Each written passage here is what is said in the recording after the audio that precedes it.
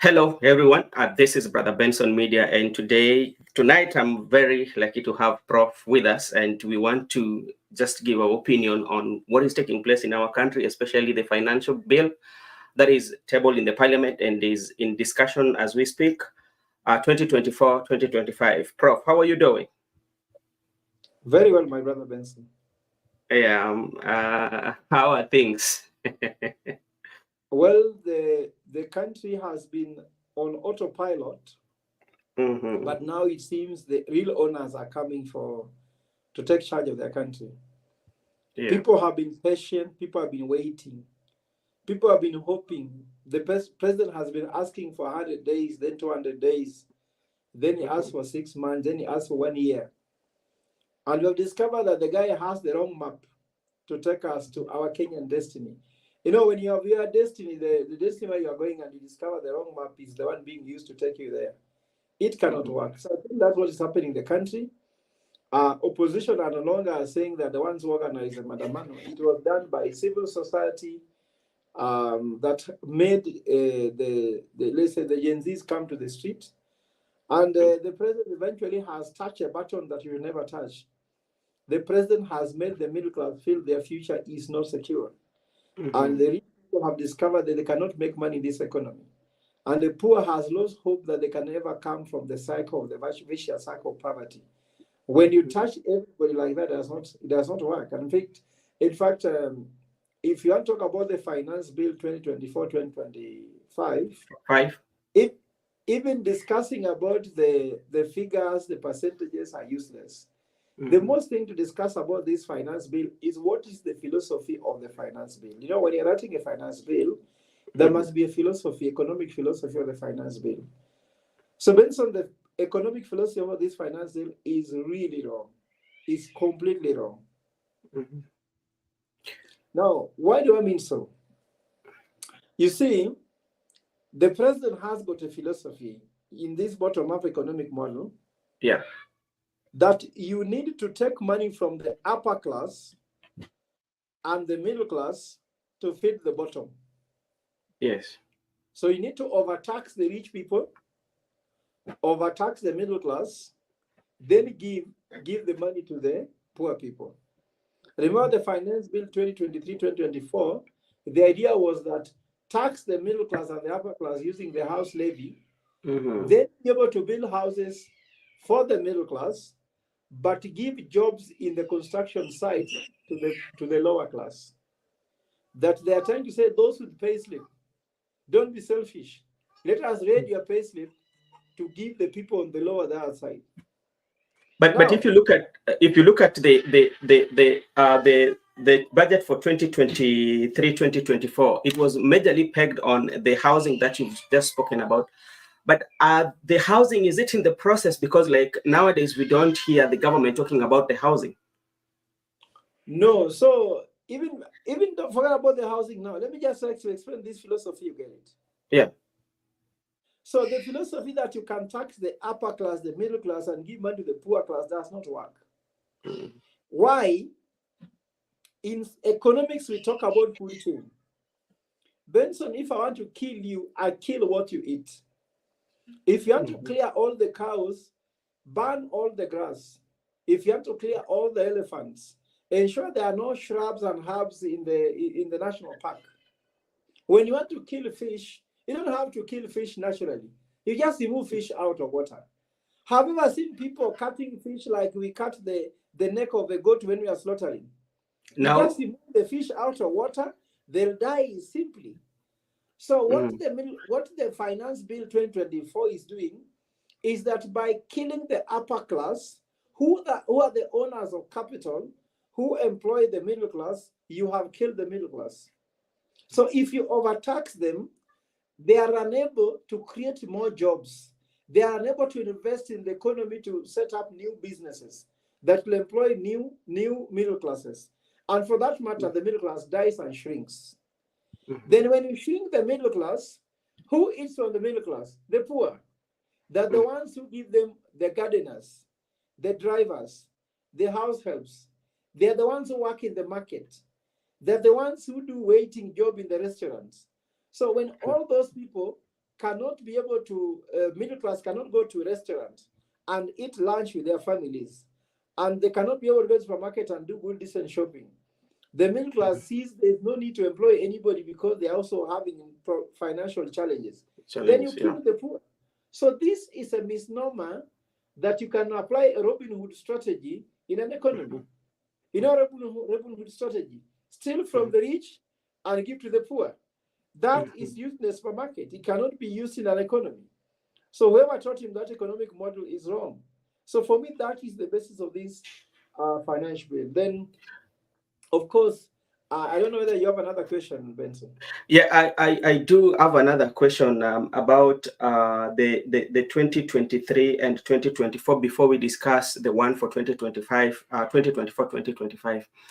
You know, when you scan around or when you look around the 2023, 2024 bill, is there something that as a prof you can point out, like, this is what we achieved with this? And now, because we achieved this, now the 2024, 2025 can make us even achieve better. Is there something that you can point out? No, because you see, the why did we go for 2023 bill and people compromised to agree with it? In me, I knew it won't work. People compromised to say the Kenya had two problems when Ruto took over the government: high debt situation and low economic activity. So we needed economic stimulation so that economy can start working. What is economic stimulation? Can we get more jobs being created? Can we get people having higher income? Can the business profitability increase? Can the business environment improve? Can people set up alternative businesses? Remember, all Kenyans, if not many of them, tend to have alternative businesses. You are a watchman, but you are selling something on the side. So those things were challenging. When Uhuru took over, we had 85% of Kenyans had alternative businesses. Now they have gone to 58, which means taxes made those who set up those so-called side hustles, their side hustles failed, so they withdrew them because they were not making money anymore and they were not working. So those two problems were proposed that the Finance Bill 2023 was supposed to collect more taxes so that we can repay our debts and depend more on our taxes to reduce what? Borrowing. But what has happened? Uhuru Kenyatta left the president with 9.2 trillion debt. So instead of that debt stock going down, it has gone up to 11.93 trillion. So that money was supposed to collect and repay the debt. How can you repay a debt and the debt is increasing? The debt stock has gone up by over 2 trillion. Yet it was supposed to go down. After that, they used around 1.1 trillion as per the budget for 2023-2024, which was also in the Finance Bill 2023-2024, to be able to reduce the debt. It didn't reduce. They complain about the dollar exchange rate, but I think that's not the issue. So basically, that did not work. They were to create more jobs, to increase the base, so there could be more people becoming employed and being able to increase revenue. But in the end, we were losing 289 white-collar jobs per month and creating almost insignificant casual jobs using the house levy, the so-called house levy, which has even achieved nothing. So the houses which were promised, 500,000 houses, where are they? When floods came, those people, those houses who are built, why didn't we resettle the Kenyans who are suffering from the floods? So all this was a joke. The money was collected. President collected more money, borrowed more money, but with no single major infrastructural or any sort of project that was taking the money. So according to me, they raised taxes, but the only thing they achieved, they enriched themselves. They became richer. Some of them have bought a big project like Lonro House. Lonro House is 1.8 billion shillings. How can a sitting member of parliament buy that? Where does a member of parliament get 1.8 billion shillings to buy a house like Lonro House? And I want to be particular, that's Nidi Nyoro. That is the chair of, that's the chair of Yeah. budget committee. Of the budget. Yeah. So how does an MP, not a minister, nothing, just an MP, within 1 year, buy a house worth 1.8 billion shillings? So these guys, the Kenya Kwanza MPs, and even if you like the CSS and PSS, are living in better houses than the Uhulu's government, the CSS and PSS. So what we are seeing, and they are investing abroad, putting money in Beverly Hills, California, you buying a house here. So they have just made the money for themselves. They have not made money for any country. So that's the main basis that I'm telling you. The money has come, yes. Mm-hmm. They have squeezed Kenyans, but they have not given Kenyan the good services. Passports are not being printed. IDs are not being printed. Roads are not being repaired. Many infrastructure projects suspended. And the government is getting rich. They have reduced capitation education. They have reduced NHIF. They have removed Mama Linda Mama. They have removed Linda education insurance for the student, for the university students. They have removed the money it has been reduced.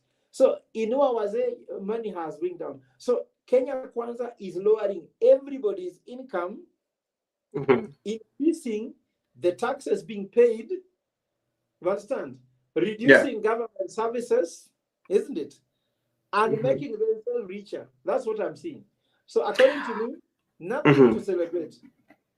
Okay. And When you remember also that tax base has led to losses of jobs, has made some businesses, has brought capital flight. Some investors have left the country. Some investors who have come have not come. They have reduced our exports. They have worsened our balance of trade. So any economic indicator that I know of has gotten one. Okay, thank you. When you look at the bill for the 2024-2025, there are some proposals that they made that they were saying like they listened to wananchi, especially like one of them is the 16% on the bread.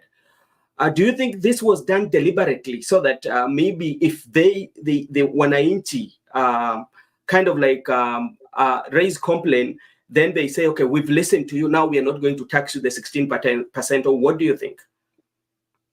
First of all, I would say that is neither here nor there. But all I know that the proposed finance bill 2024-2025, Kenya Kwanza wanted to collect 303 billion Kenya shillings. Yeah. So they knew that whether you complain or you don't complain, or whether they withdraw it and bring another one, they would still find how to collect the 303 billion shillings. Remember now they have said they have removed the vehicle circulation tax, but now they are going to put it in the fuel levy, isn't it? They're talking of 9 shillings. Yes. Of course, that is the same thing in fuel, the fuel consumption. It means that, let me ask you, Benson. Yeah. Have you ever had a headache until you think headache is the worst pain you can ever get? And if you ask God, okay, God should give you a stomachache. Is a stomachache better than headache? No, what they pain differently. You know, each and every pain has degree. But they are very painful, isn't it? They are very painful. So what I'm trying to say, if they have told that if they want to collect taxes from your teeth ache, isn't it? Yeah. Even if they change to headache or earache or eye ache, is the same. They're collecting that money. So according to me, that finance bill, we should not even be amending. We should withdraw it. Because they are still going to collect the same amount of money using the same finance bill. And they knew that if Kenyans would argue like this, they do. Then secondly, what's the process of making a finance bill? How can you make a finance bill in a press statement in State House? You know, if you quit in a process, you quit on results. Normally, a finance bill is proposed by Minister for Treasury inside Parliament. Yes. The President receives his letter to append the signature. Of course, there are some process on which passes through the cabinet, but this one was that the Finance Committee comes from Naivasha. They hear Kenyans are in uproar against the finance bill. Then they make some proposals, and the proposals are presented in front of State House in a press statement. Which kind of relation is that? Are we running parliament, running the executive, running the judiciary, and all arms of government from State House? Is State House one of the appendages of parliament? So we have just even having what we call bad manners. Even our children cannot learn anything from us because we're just doing bad manners. As far as I'm concerned, so long as they're still collecting more money, they're going to increase the high cost of living will go up. And that's why even tomorrow, there are more protests tomorrow. And like I'm just receiving an information which I will yet to confirm that the Speaker for the House, Honorable Moses Wetangula, has announced that there will be a voting tomorrow in the afternoon on the bill 2024-2025. Now, Prof, when now we're talking about the bill and we've seen the opposition or the minority in the parliament are saying, okay, this bill is not a good bill and we need to say no to it, reject it entirely. But we are not seeing them offering solution. What should happen? Maybe they could have given the counter offer of what, if this is not working, this is what we propose. And we're not seeing that. What's happening with the opposition? The opposition is lazy. Yeah. I looked at the discussion in parliament, they were just underwhelming. Mm-hmm. I don't want to hit in one of the MPs, but let me just give this example because that is the main example I got. Mm-hmm. Did you see in the afternoon there's something circulating that Babu Wino stood in parliament and insulted other members of parliament to be fools? Mm-hmm. And he was told by the speaker, withdraw your statement, then you give me a chance to continue to make your statement. He said, I cannot withdraw it, and he sat down. Now, in parliament, why don't the Azimio or opposition MPs become very strategic, even how to work with the opponent to ensure they push down the bill? Why should you go to parliament and start insulting the other side, yet you can look for a way to convince them? Why are they canvassing the idea in parliament? You are canvassing to convince the other side to cross over. Mm-hmm. Like before, there used to be whereby the opposition could convince the proposers to cross the floor.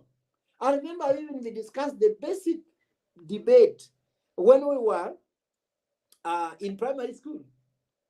And sometimes when you do debate, you say, okay, in the beginning, how many people are opposing? We are opposing. How many people are proposing? We are proposing. After the debate, can you see that after the debate, some people changing their mind and swinging to the other side? Then if you go to parliament, start insulting other people, you are fools. So how do they back you? The arrogance, the kiburis they have, isn't it? I do not think that ego was going to help. The Azimio, or if you like opposition MPs, need to go for a parliamentary group meeting. Sit down, have a strategy on how to counter them. The Bible says that if you know you have less army, at least you have to have a better strategy. Here, you have very few MPs. At the same time, you are going with a poor strategy. How do you win like that? Goonship cannot be used in canvassing issues in parliament. And this is not an approach. I've seen some MPs who have been very successful before, like Anyang' Nyong'o. When Anyang' Nyong'o was an MP, he never insulted people in parliament. In fact, he used to be a very good gentleman. He could canvass his ideas without insulting people. And you could get the better of it. Marenda was a speaker with very many speakers from ODM, yet he was now more or less working with the government. But some MPs could still have a way on which they can navigate through it and pass a bill that would bring down government agenda. According to me, if you go to the US now, like Joe Biden with the Republicans, there are some things whereby Republicans could actually have a better side of Democrats tactfully. You could also find Democrats having a better Republicans tactfully. But here we cannot use goonism to really prove that sisi ni kichwa ngumu. We cannot succeed like that. Leadership does not bring goonship. Mm-hmm. So how then? Because like one thing that we know for a fact that the government usually raises through taxes is how the government can raise revenue, yeah. But maybe the one that we have right now is so much punitive on the wananchi, because like the wananchi are not feeling it. But like there must be a solution and say that, okay, this is a government, and how can we raise taxes so that even we can find a way of running some of our institutions, like maybe paying teachers, paying, and you find like that is the kind of discussion we have in the parliament, whereby the solution has not been offered. The government has taken their side, the opposition also has taken their side. How do we move, or how do we grow as a country? Concerned Citizens Movement today gave a press statement and gave direction regarding the issues of taxes and the finance bill. Yeah. We explained that a third of the taxes which are being collected will go into corruption. That's 1.3 trillion. We also stated that a third of the taxes, another 1.3 trillion, goes into wastage and unnecessary non-priority expenditure. So we simply asked them to cut those things by half. And with a budget from between 2.9 trillion to 3.4 trillion, you can run the economy without the budget deficit which they have, and secondly, without this finance bill. Because the cost of living went so high from the finance bill 2023-2024 that we cannot afford another hike in taxes. It's simple as said. And then secondly, we suggested and said, the economy has two problems, like I said. Taxes. The debt is high. And secondly, we're having the challenge whereby there is no economic activity.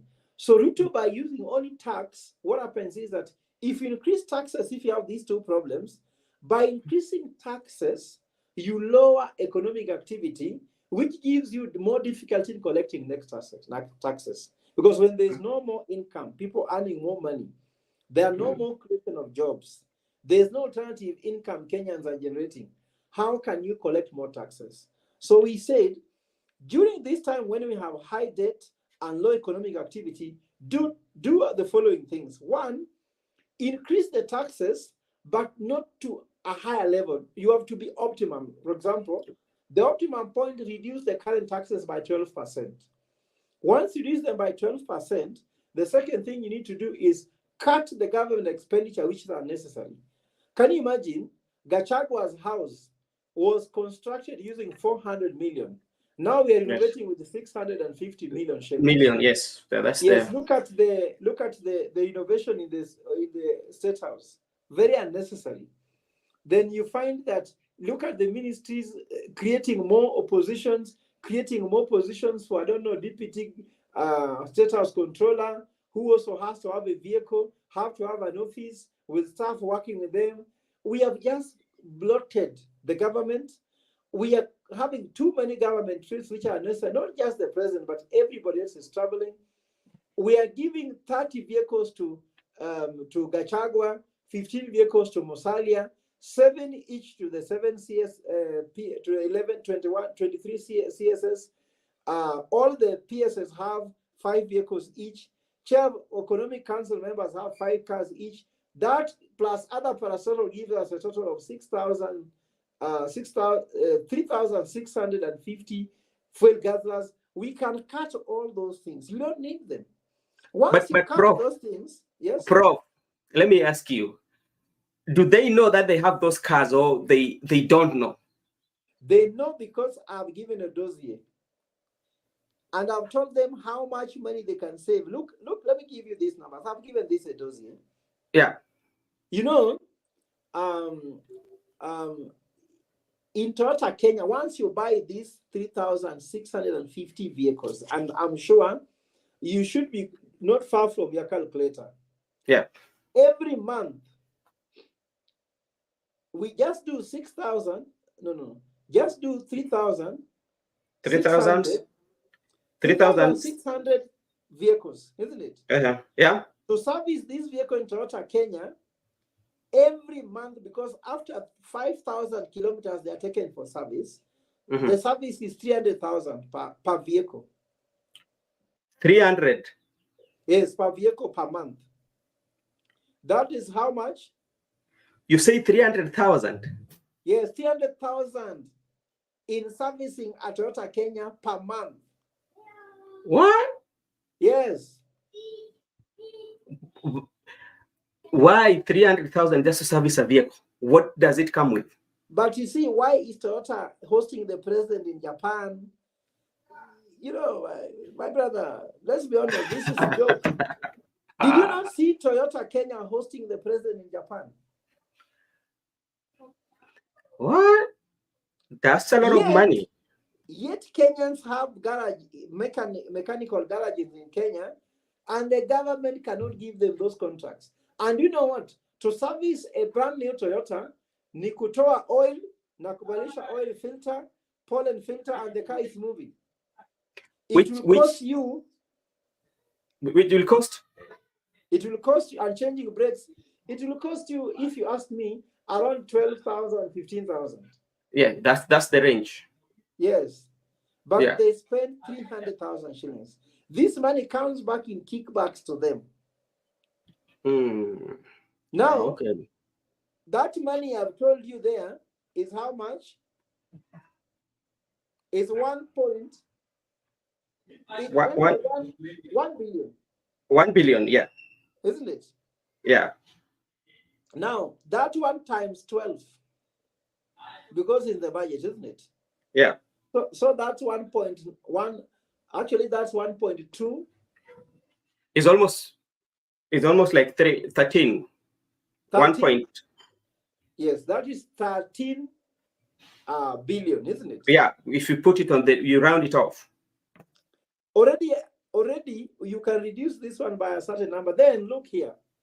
Each of those vehicles, because they are driving a lot, isn't it? For each of the 3,600 vehicles, isn't it? Yeah. 3,600 vehicles. Do you know that they fuel these vehicles using around 15,000 shillings per day? Because they move a lot in a day, isn't it? Yeah. Yeah. Those figures are coming from me, from the drivers who drive those vehicles, because they are my friends. Isn't it?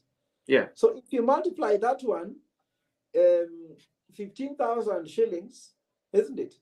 Times that one per day, then per month, then per year. I think you have stopped calculating. So what I'm trying to tell you, this is just how we lose our money. You get my point? Yeah, I get your point. Wasteful. And then you find that Gachagua goes to welcome the president in the airport, that he has come to welcome him. 30 vehicles. And let me tell you now, Benson, it gets worse.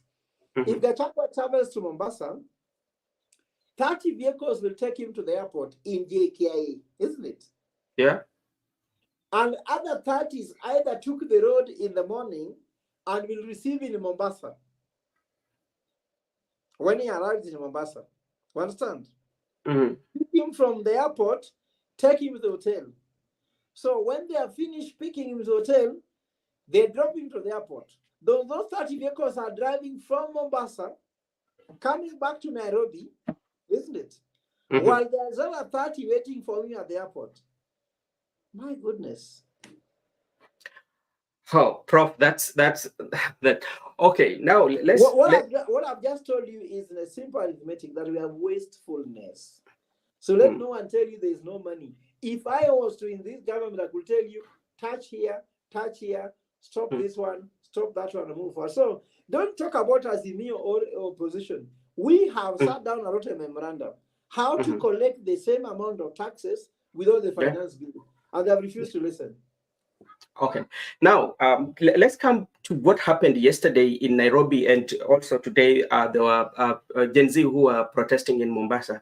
What is the conduct? What can you conclude about the conduct of the law enforcement? Very rough. They have forgotten their role, because they should only be protecting the people and their property. They should not be seeing these people as criminals. These people are concerned citizens of Kenya. They are not criminals. So even us who are the leaders of concerned citizens of Kenya, we made a statement and told them they should not, one, use undue force. Two, they should not use live ammunition. Three, they should stop using plainclothes police. Because that's what they do, to pretend that those plain policemen are now the demonstrators. Because those people start throwing stones, they start throwing tear gas, and they use them even to injure some of the citizens who are demonstrating. The law enforcement is poor. Then secondly, this thing calls for amending the constitution, where we are talking about the issue of the Public Order Act, which was brought into action in 1951 before independence, was brought for white men to control black people. Why are we still using it? We should remove it. Because this is our country. Why should we be ruled by what was created by a white man for the sake of controlling white people? According to me, they should be removed. But in the end, for us, what we are going to achieve as concerned citizens, we will forget about the issue of the finance bill. Yeah. This is just to show Ruto we are unhappy. But we are going to launch a bill, because they stopped us and arrested us last time. We are going to launch a bill to recall the president and deputy president directly. First of all, we have found that there are 26 violations. The president has violated the constitution with. Yeah. The deputy president has violated the constitution 3 times. That's a total of 29 times. So we shall go to High Court and ask High Court, can you confirm or not confirm whether they are violated? They are very clear violations, so the High Court will say yes. Then we shall ask High Court, between the president and deputy president and the constitution, which one is supreme to the other? There is no way they can say it is the president or deputy president. It is clear that the constitution is supreme to any other person, isn't it? Then the third question, if they continue violating the constitution the way they have done, are they fit to be in that office? Of course, the constitution cannot allow them to say yes. They will just say no. Of course, that ends there, because the court will say, we have no power to remove him, so go to parliament. And parliament, they have been sold and bought. So from there, we put a petition. What do you do to a president who continues to break the law and parliament cannot impeach him? Then you have to amend the constitution to give citizens power to impeach him directly. Then we exercise that and remove him. So if you want to amend this constitution, and the same people who are going to debate on the amendments are the same people that are in parliament, whereby we say they are compromised, how will they do that? Fortunately, the Article 1 of the Constitution is protected by 255 article, which does not allow them to intervene. They'll be given the bill to debate, but not to amend it. They'll be given the bill to debate, but not to give a verdict. They'll give their opinion, they'll participate in it, but they cannot give a verdict on it. Once you collect 1 million signatures, and IBC confirms there are 1 million signatures authentic, that's the end of the story. It has go to the referendum. If we don't have IBC. Sorry? We don't have IBC. Do you know what we'll do? What will happen? See, so Gen Zs. Yes, and we want to talk about that before. Yeah. So they are going to create mayhem until we have one. But another way is there's what called the doctrine of necessity. Yes. If there is no IBC, we can come with what's called referendum committees in all counties and said that it is not our fault that there's no IBC. For us, we need one in place. And we'll push for it and ensure we have one, and then constitute one for the people. And then, in fact, it will be easier for us if we have our own. Okay, Prof, let's focus on the Gen Z, what the Gen Z did yesterday. Because when you look at Gen Z, it was not about politics. We did not see, because every time when we see protest, the leaders in the government say we'll talk of Azimio, our kazi yao ni kukuja na kuharibu mali yetu.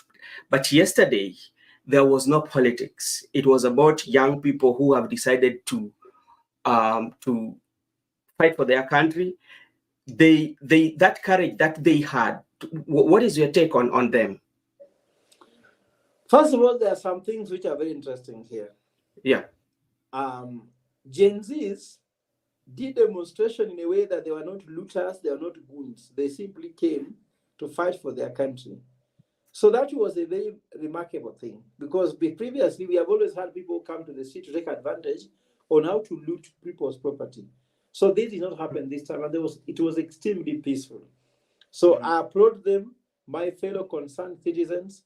Please keep it up. Tomorrow, do the same thing. Secondly, there's something very peculiar about the Gen Zs. They sat down and watched their parents struggle to pay bills, watch their parents struggling to rake a living. Their parents cannot be comfortable anymore. And they discover their future is worse. You know, in life is that there's something called social mobility, that you need to go above what your father achieved. If your father was a degree holder, you need to have a master's. If your father earned 250,000, you need to earn 500,000. And remember, cost of living goes up, so the cost of running your own family will be higher than the one for your parents. So if you look at your future and discover that there is no any guarantee you'll have the life your father has, you'll even have a worse life, then you get off the couch and start fighting for your future. And remember, Gen Zs are not the same as the ones who have been demonstrating, who have been mobilized with money. For them, when they finish the demonstration, their parents could pick them with the cars, take them for lunch, or you find a home when there's dinner for you, saying, "Thank you, my son, you have done a great job." But you see, if you are a hustler like some of us, ukitoka huko bwana, unakula jasho yako. So I saw, for example, do you know Sylvester Kasuku? No. Sylvester Kasuku was the CEO of Lab Trust. Yes. He was in the picture releasing his son from Central Police. Sylvester Kasuku was a PS in the office of Raila Odinga when Raila Odinga was a prime minister. Okay. So can you imagine him? He went to Central to pick his daughter. He could pay the cash bill instantly, isn't it? And put the daughter in a Mercedes Benz and drive her home. Yeah. For you, ukienda huko naenda takutoa na Benz. Ukitoka hapo unapanda matatu ya kwenda Githurai. Na hauna fare. Na fare imeibwa ndani ya fare. Ama utaambiwa uchangiwe. Yes. So these people are quite very, very thirdly, they use technology. Yeah. You know, they have the smartphone, they are very knowledgeable. They sit in a couch in their luxurious houses, parents with Wi-Fi. They have done research. They are using USSD code to locate people, to locate each other, to coordinate themselves. You know, Gen Zs did the same thing, similar what was done in Egypt. When they even discovered when you pour soap on the road, when people are demonstrating, the policemen cannot use horses comfortably. They can't chase you, the horses will slide, people will slide and fall. So when you are chasing them, they run, then they turn. The horse will go down and is gone on the ground. Okay. So they had a lot of research done. So we are going to do a lot of research to find how can we destabilize all these policemen and their tear gases. But do you think it is that time because that the Gen Zs are now starting to feel that responsibility and get interested in leadership in terms of that? Because they are also a generation, They were not really interested in leadership at that time. Yeah. They are just scared about their future. There's no one who touches the middle class and makes the middle class unhappy and survives. William Ruto should know he's going home. This is how it will end. There is no another way. I'm telling you. If you make the middle class is a very frustrating class because uko katikati ya border ya umaskini na tajiri. You can make it to richness and you can slip back to poverty. And it is very frustrating to stay there. And the reason why middle class stays there, they stay with the hope that they'll cross over. That's why middle class are getting conned and scammed. Because someone come with a scamming idea telling them, actually, you can be very wealthy. Then they put their money and they don't make it. So they continue with the hope. But this time, Ruto killed the hope of the middle class to ever crossing over from middle class to wealth. And because now they discover they have nothing to lose, Gen Zs are with their parents, without their parents. So, Daddy, will you afford a trip to go to Bahamas? They say, hey, son, hiyo tutaona Mungu akitujalia. You know, you start being very spiritual about your answers. Gen Zs discover there is no way out here. So that's why they came in, because their future is threatened. Now, look here. We have 535,000 students joining campus every year. Yes. The government has frozen employment for 1 year. So, Benson, imagine if you are the one who is going to graduate this year. The government has frozen employment for 1 year. Where is your hope? And those are the Gen Zs. Are they not the Gen Zs who are in campus? You're in USIU, you carry hamburger, you carry chicken, I don't know what, you go to eat in the subway, knowing that after this you can buy your own. Then you're being told there's no employment for 1 year. Some of the Gen Zs are doing internship, attachment in government institution, knowing that we are a national movement from there to employment. Yet the truth of the matter is the government has frozen employment. So these people have discovered there's nothing to lose. That's why they say fear has gone. Okay, but can they have a way, if they can form their political party and fight for themselves?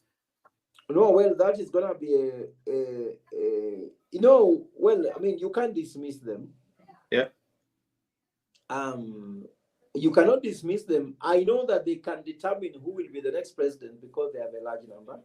And today I challenged them and told them, Gen Zs, don't end a demonstration. End at going to educate your mother, your grandmother, and tell them how to vote. Then do not sleep on a couch on voting day. Go and vote and bring in the leaders you want so that you don't have to go back to the street. Those leaders will secure your future. Either vote for yourself. For us, we are going to start a movement called Youth for Youth Vote. Yeah. Youth for Youth Vote is that go register, have a vote, and give your vote to a youth. That's the move. Okay. And that will rock this country. That's what I'm telling you, the president going home. We do not want anything. Like now we are talking about Hewampia. You've seen me with a hat called Hewampia. Yes. Yes, that is where we are going. We want fresh air, we want fresh leadership. Gen Zs should take roles, because I'm telling you, if you are a youth now and you do not get elected in 2027, you will not be a youth in 2032, because this youth you cannot say forever. So after 5 years, you will quit being a youth. So there must be leadership now. And they don't have to wait and say we are going to support someone. They should do youth to youth vote drive. They should even use technology to register themselves to a polling station. They should use data even to determine who will be their MP, MCA, governor, senator, and take over the country. They should not be going to members of parliament to demonstrate against outside parliament, forcing to get members of parliament to vote for against finance bill. They should be the one in parliament next year voting against the finance bill. Okay. Prof, thank you so much for taking your time to be with us tonight to discuss the bill that is very controversial to many Kenyans. And maybe your last word to Kenyans about this, because like at the end of the day, the Kenya Kwanza has the majority in parliament, which means they will carry the day. What is your parting shot to Kenyans? My parting shot to Kenyans is that don't be desperate, because you are not fighting your own battle. You're fighting Yahweh's battle. Yahweh's battle, and you're fighting for the people of Yahweh. Who are the people of Yahweh? They are the least, the lost, and the last. Least how? The most despised. The lost are the people who have been deceived and disgruntled and have lost hope. And the last are the people who are taken care of after everyone else is satisfied. Like now, Kenya Kwanza, they eat fast, they wash their mouth, they wash their hand, is when they ask us if we have eaten. So these people you are fighting for are the majority. They are people's God. And go to Numbers 21:14. Yahweh has never lost a war. So we are not going to lose. So have hope. If they have more numbers, the numbers they have in parliament, let us control the street. So long as we have the street, we will control parliament, we'll control state house, will control everywhere. Let us just take control of the street. So anytime they joke with us, we take control of the street and show them the street belongs to us. And I'm sure they cannot beat us in controlling the street. Thank you. Thank you so much, Prof, for taking your time to be with us tonight. And for those who are watching, thank you so much for your time to be part of this show. And Prof, I know if we need you, we will always call you. And we say thank you so much for always coming to our show. Thank you very much, my brother.